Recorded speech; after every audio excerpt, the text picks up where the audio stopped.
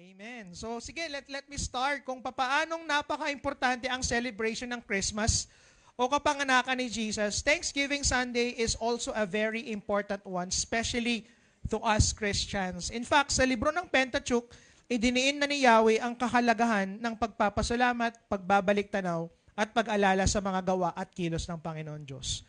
So to formally start, tayo po muna ay yumuko at manalangin. Lord, nagpapasalamat kami sa oras pong ito.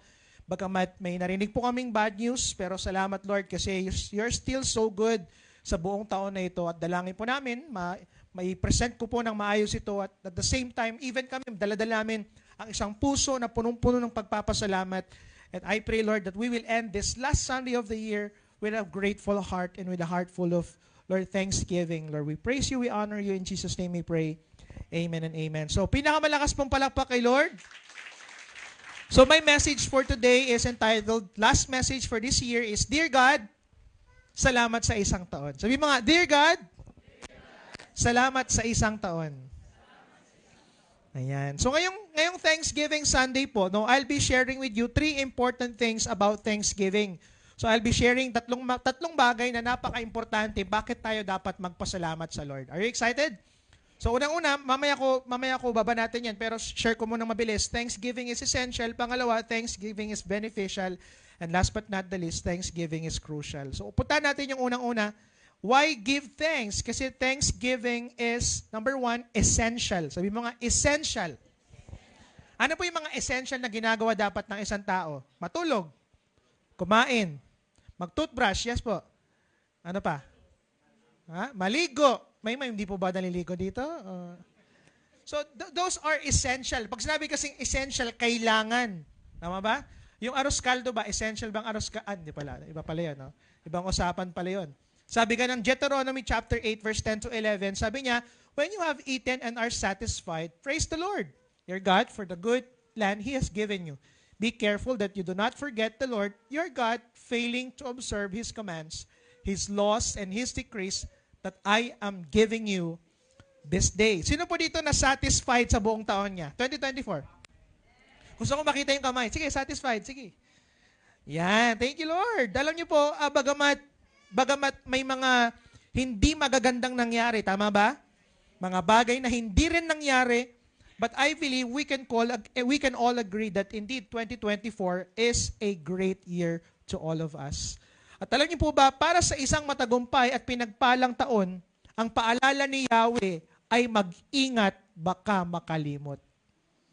At yun ang sinasabi niya sa Book of Deuteronomy. Sabi niya, alam niyo ba, ang dami kong ginawa sa bansang Israel? No? Gumawa ko ng katakot-takot na mga miracles, gumawa ko ng grabing mga himala. Okay? Pero ingat kayo. Sabi niya, be careful. Ingat kayo, baka makalimot kayo. Sino po dito makakalimutin tayo minsan? Especially pag may utang, tama po ba? Ako ang bilis-bilis kong makalimot. Diba? Kakahiram ko lang, sino ka? Ganun kagad. No? Pero alam mo, nakakalungkot, pero alam niyo po ba na isa sa pinakamalaking kasalanan ng bansang Israel ay ang paglimot sa Diyos? Kasi ewan ko ba, bakit from time to time, lagi na lang silang laging nakakalimot kay Yahweh. Nililigtas sila, may ginagawang matindi sa kanila, hanggang sa lalayo sila sa Diyos, makakalimot sa mga ginawa ng Panginoon. That is why the book of Deuteronomy chapter 8 is all about the power of remembering God. No, ang book ng Deuteronomy, specifically ang Deuteronomy chapter 8, is talking about the power of remembering God, pag-alala sa Diyos. Why? Kasi sinulatan talaga sila ni Yahweh na ingatang mabuti na hindi makalimot at gawing buhay ang magpasalamat, magbalik tanaw, at umalala. Okay? And maybe, Thanksgiving Sunday is just an ordinary Sunday sa ilang mga tao, but not to Lighthouse family. Why? Because Thanksgiving Sunday is a very powerful Sunday for us. Why? Why is Thanksgiving essential? Simple lang, para hindi makalimot. Ganun din, no? Sa tao, bakit importante nagpapasalamat ka kay nanay, kay tatay, sa mga kaibigan, sa teacher, 'di ba? Ginagawa 'yun every year. May mga ganun tayo, no? May mga Mother's Celebration. Why is it important for us to give thanks? For us na hindi makalimot. Kasi 'di ba may tendency, tama po ba mga anak, nakakalimutan natin yung sacrifices ni nanay at tatay. Tama ba? Mga anak, Mga magulang naman, nakakalimutan din natin, di ba? Parang walang celebration ng mga anak. May celebration ba ng mga anak? Okay lang yan, wag na kayong i-celebrate. Then, lahat naman kasi tayo anak, parang awkward naman, no? Hindi mo i-celebrate, anak ka din naman. So, yun, number 1, Thanksgiving is essential para hindi tayo makalimot. So, yun ang sinasabi ni Yahweh. Dapat ka magpasalamat para hindi ka makalimot. Pangalawa, Thanksgiving is beneficial. Can you say beneficial? Deuteronomy chapter 8 verse 1, sabi niya, be careful to follow every command I am giving you today. Okay, so, ano sabi niya? So, that you may live, increase, and may enter and possess the land. The Lord promised on oath to your ancestors. So, alam niyo po ba that the book of Deuteronomy is a book of repetition? Okay, bakit siya naging book of repetition? It's all about the law of remembrance.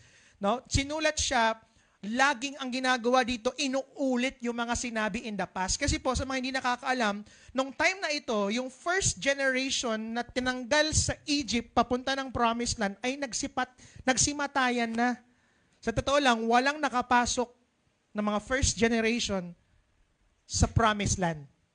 At ang nakakalungkot doon, even Moses himself, hindi siya nakapasok sa Promised Land. Okay po ba yun? So ngayon, ang ginawa ng Panginoon, nung pumasok ang book of Deuteronomy, okay, ni-remind niya sa kanila yung mga ginawa niya in the past. And after niyang ni-remind yun, binalikan niya yung mga laws na dapat nilang sundin. Are you here? So it is a reminder to the new generation about the importance of obedience and remembering Yahweh. Ngayon, why is Thanksgiving beneficial? Bakit nga ba ang pagpapasalamat sa Diyos at pagpapasalamat sa tao, unang-una tayo ang nabibenefits? Alam niyo kung bakit? Sa akin, bakit? Unang-una, so that you may live. Importante nagpapasalamat para mabuhay tayo at para humaba ang buhay. Alam niyo po ba na nakakahaba ng buhay ang pagiging mapagpasalamat especially sa Diyos? Nakakahaba pala ng buhay ang taong mahilig magpasalamat. Amen? Alam niyo kung bakit? Kasi kung titinan natin in the Old Testament, hindi humahaba ang buhay ng mga taong reklamador. Yung reklamo ng reklamo, lagi silang maagang namamatay. Ano naman to? Bakit ganitong buhay? Bakit ganyan? Diba? So that's number 1, so that you may live. Napakalaking bagay pala na pampahaba ng buhay ang mapagpasalamat. Salamat Lord sa pagkain namin. Salamat Lord sa pamilya ko. Salamat Lord sa ganito. Salamat Lord sa ganito. Letter B, okay, why is Thanksgiving beneficial? So that you will increase. Can you say increase? Sinong gusto ng increase? Diba, nag-try kang nagbigay ng resignation, thinking na i-increase ka, pero pinag-resign ka talaga. Joke lang, no? Nakakalungkot naman yun. Kasi may mga ganun, di ba? Uy, wag kang increase namin yung sahod mo, pero hindi mo alam. Ready na pala sila, tatanggalin ka. So nakakalungkot naman yun. Pero hindi yan yung increase na sinasabi natin dito. Alam niyo po, aside sa buhay, isa pang benefits ng Thanksgiving ay ang pag-increase natin. Okay? God will alam niyo ba na sa taong mapagpasalamat, God will make sure that you will increase. Wow! Increase saan? Simple lang. Increase sa finances at wealth. Ayaw nyo? Lord, ayaw nila, Lord. Ba't di kayo nagre-react, di ba? Kapag mapagpasalamat pala tayo, ini-increase ni Lord yung wealth natin. Pero kapag, alam mo nakakalungkot, may mga ganun tao, alam mo yung ang dami nang meron sa kanila, pero reklamo pa rin ng reklamo. Bakit ganito lang yung meron ba? Tapos, alam mo, napansin ko, akala ko dati, ang sagot sa mga taong reklamador ay answered prayer, pero hindi pala. Kahit mabigyan ng answered prayer ang taong mareklamo, magre-reklamo pa rin yan. Diba? Nagre-reklamo na lang lagi. Ano ba naman to? Lagi na ako naglalakad. Tapos nung binigyan ni Lord, pipray siya ng sakyan. Nung binigyan ng sakyan, ano ba naman to? Lagi na lang ang mahal ng gasolina. Are you there?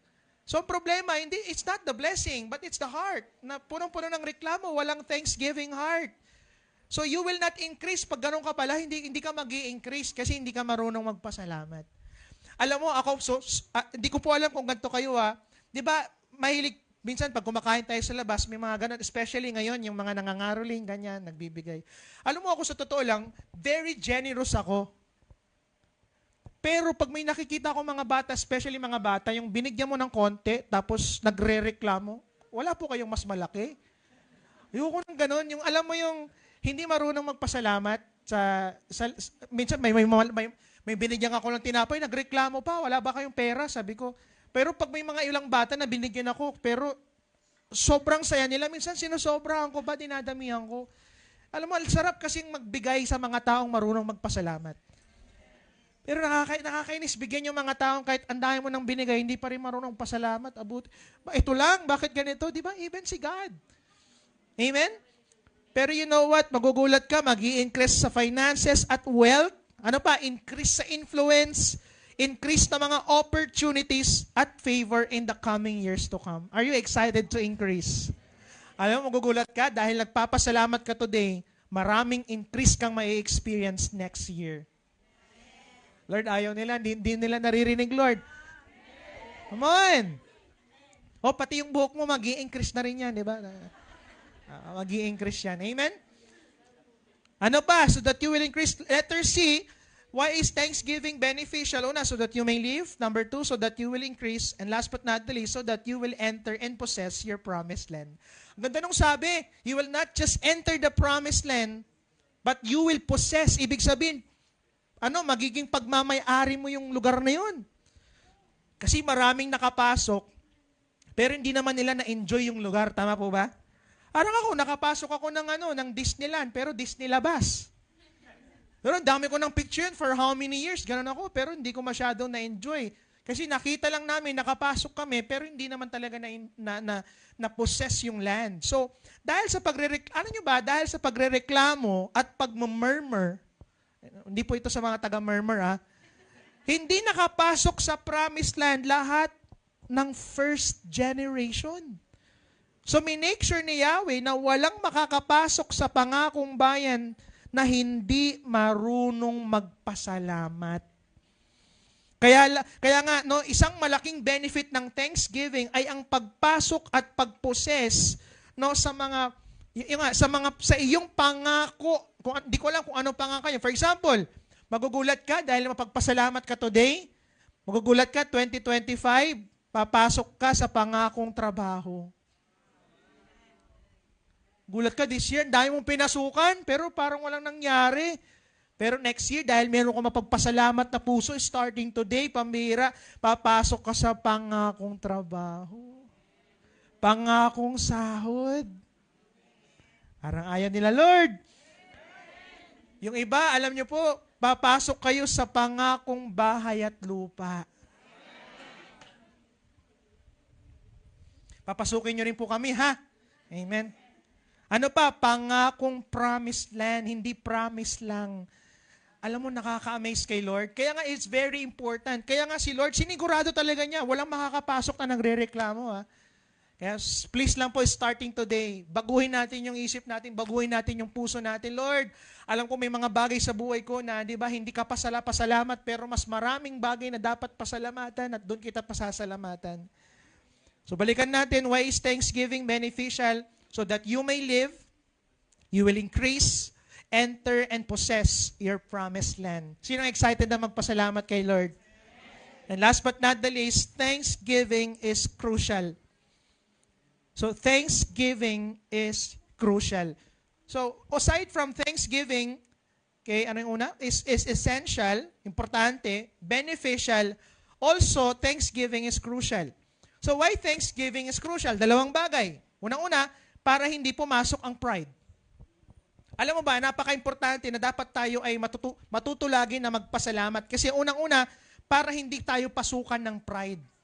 Hindi po ito yung sabon, ha? Mga gumagamit ng pride dito. Okay po yan. Nakakatawa nga yung kanta eh. All you need is pride. Sabi niya. No? Parang maganda yun sa sabon, pero sa totoong buhay, ang hirap yun. No? Kaya nga sabi ng Deuteronomy 8:12-14, basahin nga natin. No? Sabi niya, otherwise, when you eat and are satisfied, when you build fine houses and settle down, and when your herds and flocks grow large, and your silver and gold increase, and all you have is multiplied, then your heart will become proud. Alam mo, ang masarap, ang ganda, no? Di ba? Ang ganda nung part sa buhay mo na nakakain mo na yung gusto mong kainin. Hindi na puro sabaw ang noodles. Tama ba? Diba? Sumikat yun lately, no? Hindi na puro sabaw yung noodles namin. Ano na, puro malunggay na. Ayun. Malunggay pala, no? Ano ba? When you build fine houses, nakapagpatayo ka na, nakapagpundar ka na at nakapag-settle down. Ano pa? When your herds and flocks grow large, kung ano man yung meron ka, napalago mo, yung silver mo, gold sa panahon natin, pwede siyang cash, pera, and all you have is multiplied. Pero sabi niya, ingat ka, kasi baka kapag naranasan mo na yung mga bagay na yan, magkaroon ng pride sa puso mo. Alam niyo po, good job ka naman this year, 2024. Palakpakan naman na yung katabi mo. Good job ka. Sabi mo, good job ka, good job. Good job. Alam ko, marami sa atin nagsipag. Tama ba? Nag-grind. Okay? At talagang ginawa mong lahat, makasurvive lang sa taon na ito. And you know what? I give you all the credit. And God gives you the credit. But let me tell you this. Don't let that yung pagiging proud na yan consume your heart and your mind. Maganda yon, may ginawa ka, grabe yung sacrifice mo, pero wag mong ilalagay dito at dito. Especially dito, wag mong ilalagay dito. Kasi ayaw ni Lord eh. Sabi ko nga, good job ka, yes. Pero mas good job si Lord sa buhay mo this year 2024. Kaya magpasalamat ka. Good job ka naman eh. Diba? Good boy ka ngayon, good girl ka, galing mo. Good tatay ka ngayon, good nanay ka, good provider ka. Pero gusto ko malaman mo, mas good job si Lord sa buhay mo. Alam niyo po, crucial ang thanksgiving dahil if not, listen to this, pride will consume you. Kapag hindi daw tayo natutong magpasalamat, unti-unti, pride will consume us. At anong sabi ng Bible? Isa sa pinakamatalinong mama, no, sabi niya sa kanya mga Proverbs, anong sabi niya? Pride goes before destruction. Bago babagsak ang tao, unang magiging mayabang. Kaya pala sabi ni Lord, it's very important na magpasalamat tayo kasi pag hindi, papasok ang kayabangan sa atin. Hindi. Sacrifice ko to pinaghirapan ko to Alam mo ba't kami nagkabay? Bakit gumanda yung trabaho ko? Dahil sa akin to. Mamaya sabihin ko sa inyo, ipoprove ko sa inyo na hindi lang dahil sa'yo. Are you excited? Kaya nga, giving thanks to God, listen, and people makes us humble. Nabibigyan mo ang sarili mo ng sapat na dahilan na hindi ka nagtagumpay ng dahil sa'yo lang. Pero dahil sa Diyos at mga taong pinadala niya upang makasama mo sa tagumpay. Maybe some of you nagkabahay kayo this year. Wow, congratulations! Pero hindi lang yan dahil sa'yo. Unang-una, dahil kay Lord. Pangalawa, may mga ginamit siyang tao para makasama mo in that journey, in that dream. Amen? It's very important kasi ihahumble ka ni Lord eh. Kapag nagpapasalamat ka, matututo kang maging humble. Pangalawa, bakit Thanksgiving is crucial. Number 2, para hindi makalimot na si Lord ang nagbigay at may gawa ng lahat. Ipoprove ko yan mamaya sa inyo. Are you ready? Deuteronomy 8:17-18. Anong sabi niyan? Pwede mong sabihin sa sarili mo, sabi niya, you may say to yourself, alam mo, my power and the strength of my hands have produced this wealth for me. Alam mo ba, madiskarte ako, kaya yumaman ako. Alam mo ba, grabe itong mag-grind, kaya yumaman ako. Pero anong sabi niya? But remember, anong sabi niya? Anong alahanin mo? Remember the Lord your God. For why? For it is He who gives you the ability to produce wealth. At bakit kanya payayamanin? Bakit kanya binibigyan ng ability to produce wealth? Why? Because it confirms His covenant. Yun pala, nangako pala siya.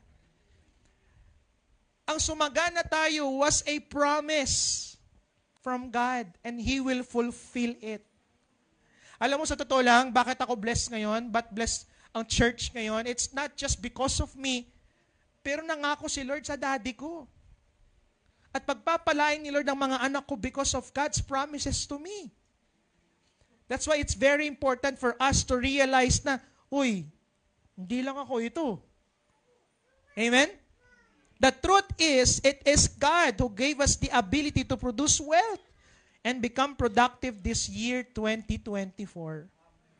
Hindi ko po sinasantabi ang mga sacrifices, grind at hard work Pero at the end of the day, it is really God who gave us the ability. Sarap sabihin, oh Lord, grabe. Kaya ako yumaman, kaya ako nagkabahay dahil sa iyo to. It's all because of you. Thank you, Lord, for making me able to do it. Amen?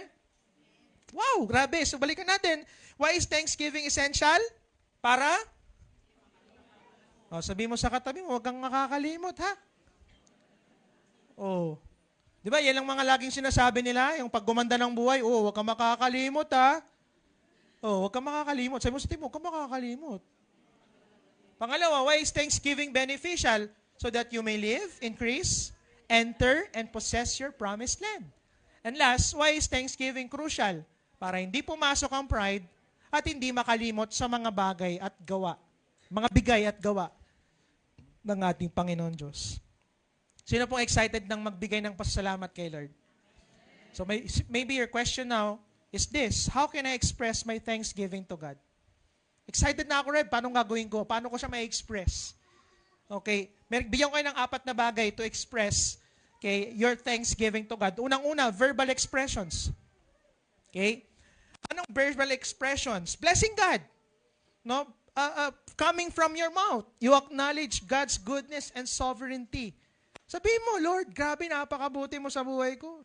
Grabe kabutihan mo sa akin. Grabe kabutihan mo sa trabaho ko, sa family ko. Yan, sabihin mo kay Lord. Verbal expression. Next, thanksgiving prayers. Offering prayers of gratitude. You pray to God, Lord, thank you for what you've done. Pwede yan. Pwede as a group, pwede as a church. Ano pa? Praising God, singing hymns and sounds. Mamaya, magpupuri tayo mamaya kayo. Are you excited? Hindi na ako nagparedy ng malungkot na kanta. Sabi ko, hindi, ayaw ko muna nang umiyak. Sawa na akong umiyak. Amen? Okay lang kayo? Sabi ko, palakpak naman at sigaw kay Lord. Diba? Talon-talon naman kasi napakabuti niya sa buhay ko. Amen? Singing hymns and singing psalms. Ano pa? So those are verbal expressions. Pwede yan. Banggitin mo yan kay Lord. Sabihin mo sa Kanya. Mamaya gagawin natin yan. Pangalawa, offerings. May tatawag tayong Thanksgiving offering. Mayroon tayong tithes and offering. Mayroon tayong first fruits. Mayroon tayong, ano pa yung isa? Basta napakarami. But mayroon tayong tinatawag na Thanksgiving offering. It is a symbolic gratitude offerings before God. Ibig sabihin, mamaya ang gagawin po natin, kaya nga sinabi ko po sa inyo, don't come empty-handed. Whatever it is that you can give to God. It's a sign, symbolic sign mo yun na, Lord, bibigay ko to kasi gusto kitang pasalamatan sa lahat ng ginawa mo sa buhay ko sa taong ito. Amen? Ano pa? Public celebrations. So may tinatawag tayong feast. Nung panahon nila, meron silang feast. Observe festivals like Passover, Tabernacle, and Pentecost. O kaya naman kung di naman natin ginagawa yan, or simply prepare food and give thanks to God before eating. Maganda nga after this, pwede kayong kumain na sa family. Tapos before kayo kumain, just thank God. Lord, thank you for being so good in our family. We're gonna eat this food as a sign of our gratitude to you. Yung prayer naman na may halaga, yung may kasi 'di ba, usually pag nagpi-pray tayo, tinuro ni Bishop talaga sa atin na we don't pray for the food, but we thank for the food. Kaya pag prayer, mabilis lang kami mag-pray. No? Lord, thank you for this food. In Jesus' name we pray. Amen. Okay na yan. Amen? Pero yung sinasabi kong tong parang feast celebration for God, ibahin mo rin to, tagalan mo ng konti bilang pasasalamat sa Kanya. Are you excited? Pwede yan sa New Year, pwede mong gawin yan, pero wag naman sobrang tagal, di ba? Pagpipray mo pa kung anong bansa, wag mo nang pagpipray, di ba? Baka naman hindi na mainit yung pagkain, nilalangaw na, di ba? Tapos na pala, di ba? 1 year na palang nakalipas ng prayer mo, nag-pray ka, 2024, natapos ka 2025. Huwag naman ganun. February natapos, matindi yun, no? Ano ba? Public testimony. How can we give our thanksgiving, express our thanksgiving? Public testimony. Sharing testimonies of God's goodness. Diba? Oh my goodness. Diba? Pasalamat tayo kay Lord. Pwede ka magbigay ng testimony sa mga family gatherings or kaya naman sa panahon ngayon, o di mag-post ka sa online. Okay ba yun? Gawa ka ng reels, tas may music. Thank you, Lord. Diba? Diba? Giving thanks to God for what He has done in our lives. And last but not the least, personal expressions. Kanina, more on ano yun, more on publicly ginagawa yun, pero ito naman, more on personal way. No, gawa ka ng maganda, gawa tayo ng gratitude journals. Pag sinabing gratitude journals, you record blessings and gratitude. Maganda nga gawin natin, yung alam mo yung meron kang bili ka ng paper tapos i-print mo doon lahat ng mga gagunting mo lahat ng mga ginawa ni Lord. Alam, minsan nagrereklamo tayo sa nangyari sa buong taon, di ba? Especially today kasi may mga iba nakatanggap ng ganito, may ganito, pero tayo wala. Pero alam niyo po, no, when you try to, kaya nga pala sabi ng Bible, count your blessings. Kasi when you start to count your blessings, magugulat ka na lang at iiyak ka, January pa lang napakabuti na ni Lord. At minsan, mali kasi sa atin we count our troubles. We count our trials, we count our problems, but we don't count our blessings. Pero ito, challenge ko po sa inyo. Gusto niyo magbigay gusto niyo makita how God is good to you in this year? Itong gawin niyo na lang, kahit wag na lang kayo gumawa ng journal, sa Facebook na lang, pinapost niyo ba lahat ng mga nangyayari sa inyo? O sa cellphone ninyo? Gawa kayo ng video ninyo, tas check niyo lang lahat ng ginawa ni Lord starting January. Sabihin ko sa inyo, February, March, April ka pa lang, umiiyak ka na. Kasi napakabuti ni Lord sa buhay natin. Gratitude journal. Ano pa? Personal vows. May mga ilan, especially in the Bible, ganun ang ginagawa. Sobrang grateful nila kay Lord, making promise to God in response to blessings. Lord, thank you, napakabuti mo. Lord, next year, mas maglilingkod ako sa iyo. That's a vow. Next year, Lord, gantong gagawin ko. Next year, Lord, wiwin ko yung family ko. That's a vow as a gratitude to God. But don't make vows that you will not do. Okay ba yun? Kaya nga sabi ng Bible, let your yes be yes and let your no be no. And last but not the least, worship. Kanina, as a whole yun, as a group, pero ngayon, napakaganda, especially before the end of this year, punta ka ng kwarto o kahit mag-isa mo lang, 5 to 10 minutes. Pero kung tumagal, mas maganda. Diba? Personally, pasalamatan mo si Lord for what He has done in your life. Amen? Sino excited gumawa nito? So balikan natin, how can I express my thanksgiving? Verbal expression. So verbally, pwede mong sabihin kay Lord. Pangalawa, through offerings. Mamaya gagawin po natin yan. Number 3, public celebrations by eating. Sino kakain dito? Kakain kayo? Ayaw nyo kumain? Bago kayo kumain, pasalamatan nyo si Lord for what He has done. Okay ba yun? Pero wag na masyadong matagal kung mag-aalas 12 na. Okay ba yan? Medyo bilisan natin ng konti. Okay, public testimony, and last but not the least, personal expressions. So tawagin ko yung mga music team natin. So let me end with this, Deuteronomy chapter 30, verse 19. Sabi diyan, next. Sabi niya, this day I call the heavens and the earth as witnesses against you that I have set before your life and death, blessings and curses. Now choose life so that you and your children may live. Nakakagulat, no? Kasi si Lord, nagbigay siya ng multiple choice. Sabi niya, mamili kayo kung life o death, kung blessings o curse. Pagkatapos siya nagsabi ng multiple choice, sinagot niya rin yung tanong. Piliin yung buhay. Alam mo, anong magandang lesson na pwede mo makuha dyan? Every day, haharap ang tao sa pagpipili. Sa totoo lang. Every day is a choice. Ngayon, magtatapos na yung taon. Tapo ba? Today is December 29. 2 days from now, Happy New Year na. Kailangan katabi mo, pambira, Happy New Year na. Tanong ko po, anong pipiliin mo? Magrereklamo o magpapasalamat? It's your choice. Manunumbat o pumuri at sumamba? It's your choice. Madismaya o makontento? It's your choice. Pero kung gusto mong magkaroon, sinong gusto mong magkaroon ng Happy New Year? Kung gusto mong magkaroon ng Happy New Year, ito lang gawin natin, pumili ng tama. Anong gagawin? Magpasalamat, magbalik tanaw, at alalahanin ang kabutihan, habag, pagmamahal, at katapatan ng ating Panginoon Diyos. Pinakamalakas pong palakpak kay Lord. Alam mo, isang magandang part ng Thanksgiving is makikita mo how detailed God is good in your life. Napaka-importante na, di ba, magpasalamat tayo detailed sa buhay natin para makita mo na, ala, pambira, every part of my life pala nandun si Lord. At napakabuti niya sa akin. Ganyan po kabuti ang Diyos, ganyan kanya kamahal, ganyan kaisipin ni Lord. bawat parte, araw-araw, minuto ng ating buhay. Kaya nga tatayo tayong lahat. Come on, all stand up. We're done na po. Tapos na tayo.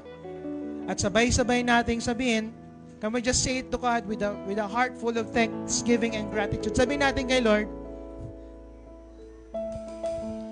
Isa pa, 1, 2, 3, go.